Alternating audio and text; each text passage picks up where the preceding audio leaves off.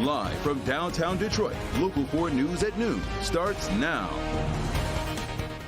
Passed out behind the wheel and a dead body in the car. It's a story that's been developing all morning that we've been following, a homicide investigation in Roseville. And police say that they discovered the car stopped along Gratiot at the Gratiot exit off of I-94 late last night.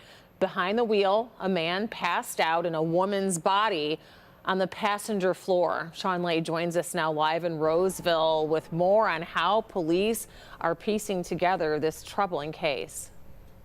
And we're following the case also, Rhonda, all morning long, hour by hour. You know the area here, very busy. Gratiot, right here at 94, the ramp heading back in towards town. You can see the flares here because police had to shut down this entire stretch of Gratiot right here most of the night from 11:15 on into the early morning hours, because this area you're looking at right now on your screen, this was not just a crime scene. It was also the scene of a murder, so to speak, at least partial murder scene. Our cameras were here. Let me show you what it looked like out here overnight. We can break down exactly what we are learning from police and from our sources. You can see Roseville police here as they were investigating. Police were called here on a report of a disabled vehicle kind of off to the side or in one of the lanes here. They found the vehicle, but they also found much more. Behind the wheel, a 42-year-old man from Highland Park. Sources tell me he had blood on him. It was easy to see. It was all over him. He had a fistful of hair, we are told, in a hand. Also in this car, the body of a 45-year-old woman. She's from Ward. It was clear she had traumatic injuries to her head and to her face. Her body was on the floorboard area of the passenger seat in the front. The driver was arrested. Investigators believe the woman was assaulted in a different location. They believe that assault took place in Detroit. Her body then loaded into that vehicle and driven here until the report of a disabled vehicle in the road was made. There's more here. Why a disabled vehicle here in the road? Because we're learning that the driver himself, the 43-year-old from Highland Park, was actually passed out or incapacitated behind the wheel, coming to a stop right here. And that's when investigators made this absolutely shocking discovery when they came just to see if they had a car broken down that they needed to get help with and get out of the middle of the road. Much more on this, but such a busy intersection, guys. You might be surprised to learn the people we're talking to out here are not surprised at this at all. Yes, the shocking discovery, very sad about a woman, her life being taken, but they said this is kind of a hot spot right now for some big-time illegal activity. We'll explain more about that live at 5. Back to you. All right. Very Not disturbing. surprised. Yeah, that is disturbing. All right, Sean. Crime Stoppers will be offering a cash reward of up to $2,500 for information leading to the arrest in the hit-and-run accident that killed 29-year-old Carmel Montgomery. It happened October 1st at around 1 o'clock in the morning when Montgomery was crossing Grand River at Patton on Detroit's west side. Police say that a blue Ford Explorer hit her before driving off. There's a new conference scheduled for 1 o'clock this afternoon, but if you know anything, you can call anytime at 1-800-SPEAK-UP. Many Americans in Washington today to protest the war in the Middle East. And we are expecting to see tens of thousands, maybe up to 100,000 people taking part in a march for Israel in Washington, D.C. today in a little under an hour. Yeah, NBC's Bree Jackson in Washington, where preparations are underway for all those crowds. There's going to be beefed up security in Washington, D.C. for today's March for Israel.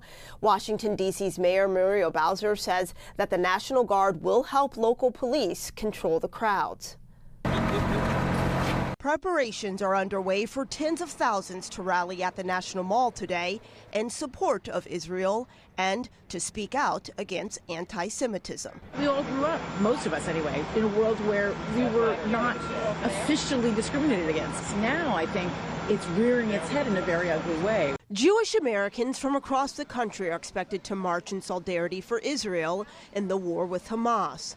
Since the October 7th attack, Israeli forces marching deep into Gaza, rooting out Hamas leaders, searching for hostages, including Americans. President Biden also weighing in on the hostage situation. Also, there is an effort to take this pause to deal with the release of prisoners. After days of airstrikes, the main hospital in Gaza is no longer functioning.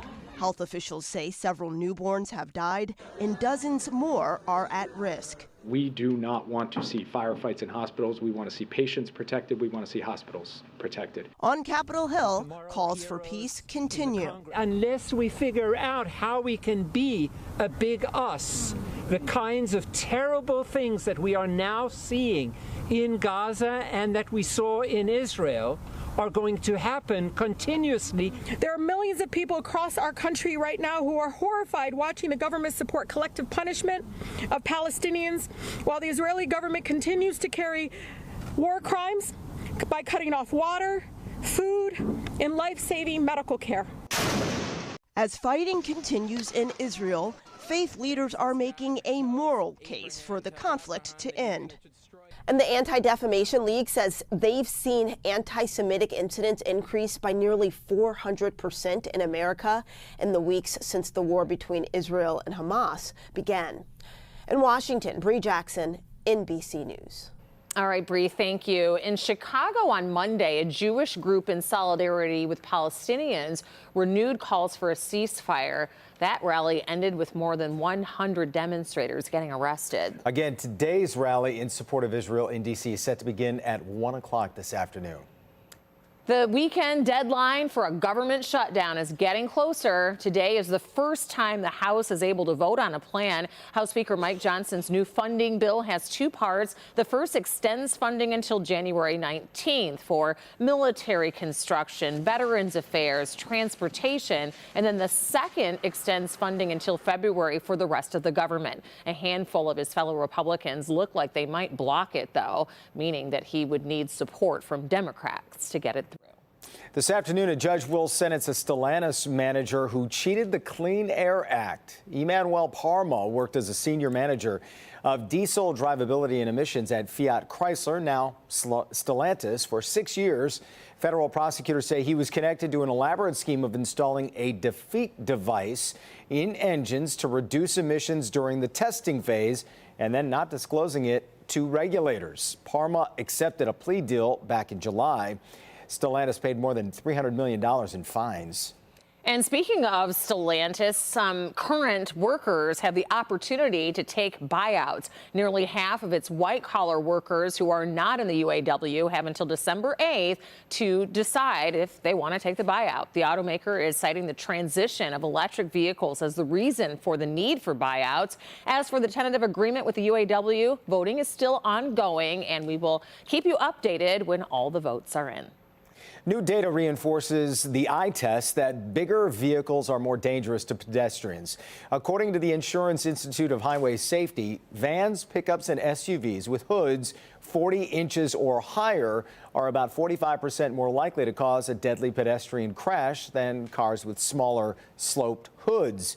Cars with flat hoods pose a 25% increase in deadly pedestrian crashes.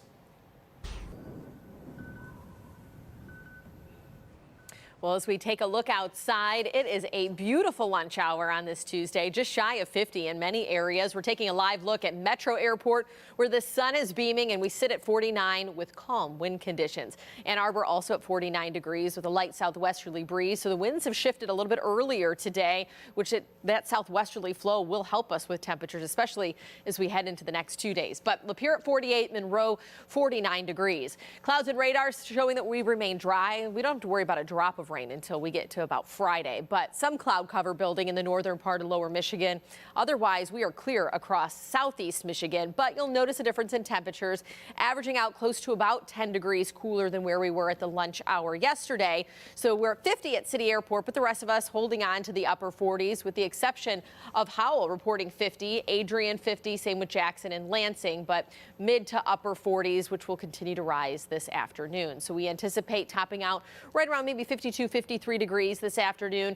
Winds will be less breezy compared to what we were dealing with yesterday, but the temperature trend is upward from here. Either side of 60 for your Wednesday and Thursday. But as I mentioned, rain will arrive on Friday. That drops the temperatures with a cooler air mass behind that as we dip below average going into the weekend, even into early next week. Just putting it in perspective, average high this time of year is 50 degrees. Of course, we're going to time out those rain chances for you, but you can always track rain on radar along with the wind gusts if you have outdoor activities. That's all in our Forewarned Weather app. You can download it for free today.